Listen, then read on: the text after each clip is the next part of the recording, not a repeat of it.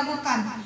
Mohon sodorkan ke kamera lembar 28 atau lembar 24. Yang edisi 1919 itu ada di Iqra 1 halaman 24. Yang edisi 90 ada di halaman 28. Ditulis loh di situ, tidak kebetulan, pasti itu tuntunan dari Allah. Siapa yang menulis metode Iqra pasti dalam hidayah Allah. Di situ jelas ditulis corona khalaqa zamana kadzaba. Betul tidak? Corona tidak sembarang ditulis, ternyata membawa makna. Corona tak perlu dikenalkan, semua sudah dengar, walau belum pernah lihat wujudnya, sudah viral nama corona. Lihat kata selanjutnya loh katanya, khalaqa, sudah dicipta. Itu terjemah dari kata khalaqa. Zamana itu artinya zaman, sudah dicipta di zaman. Kadzaba, bohong. Zaman ini kita sudah ada di zaman kebohongan. Orang jujur sulit ditemukan di zaman ini, betul tidak? Betul. Kebohongan menjadi kebiasaan yang lumrah. Orang cari aman dengan bohong.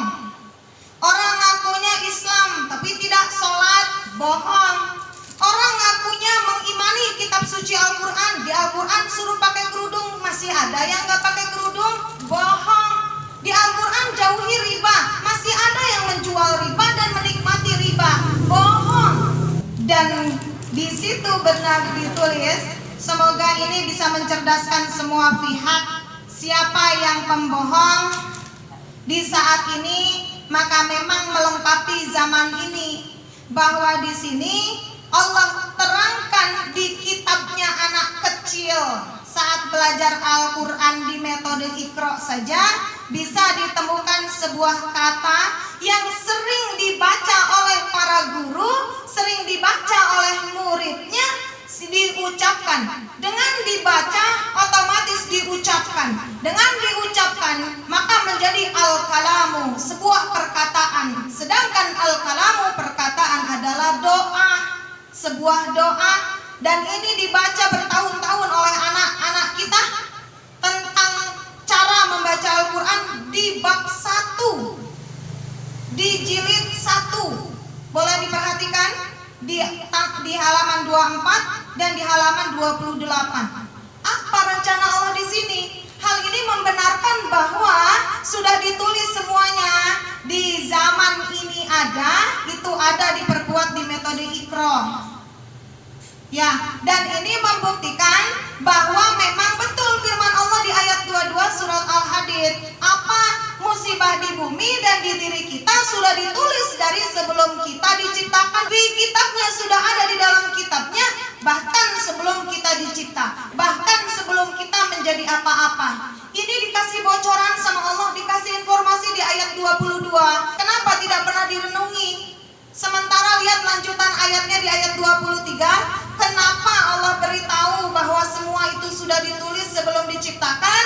Likai la taksau ala ma fatakum wa la tafrahu bima atakum.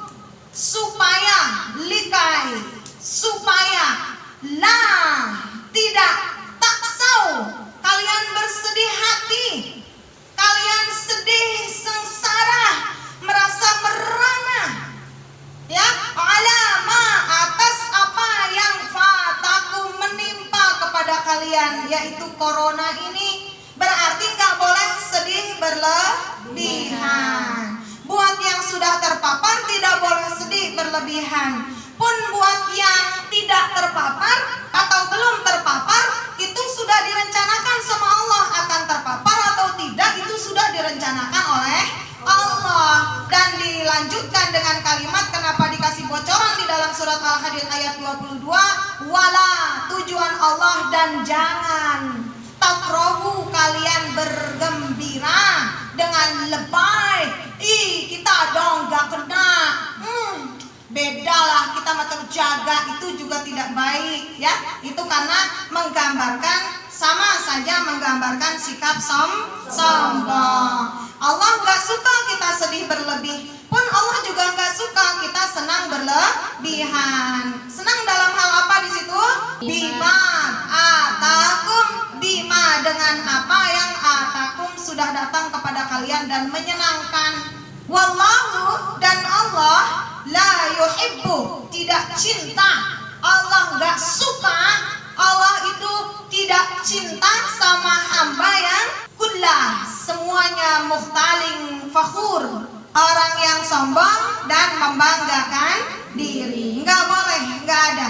Dan ini dengan ada tetap majelis seperti ini, majelis yang sederhana ini bukan kesombongan, insya Allah. Allah Maha tahu, betul tidak? Betul. Nah, hari ini semua harus sadar bahwa semua ini sudah direncanakan oleh Allah.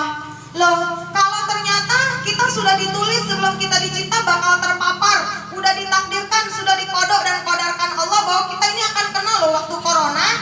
Kita kan belajar surat Muhammad ayat 2 bahwa siapa yang beriman, siapa yang beramal soleh menggambarkan keimanannya, pun mengimani yang datang kepada Nabi itu benar datang dari Allah, bukan rekayasa Nabi Muhammad. Kan Allah menjanjikan apa di ujung ayatnya? Akan diperbaiki nasibnya dan akan dihapus takdir-takdir buruknya, bahkan sampai ke dosa-dosa yang buruk pun akan dihapus sama Allah. Buat apa kita masih punya ragu di dalam hati? Betul? Betul. Ini sekilas info tentang corona.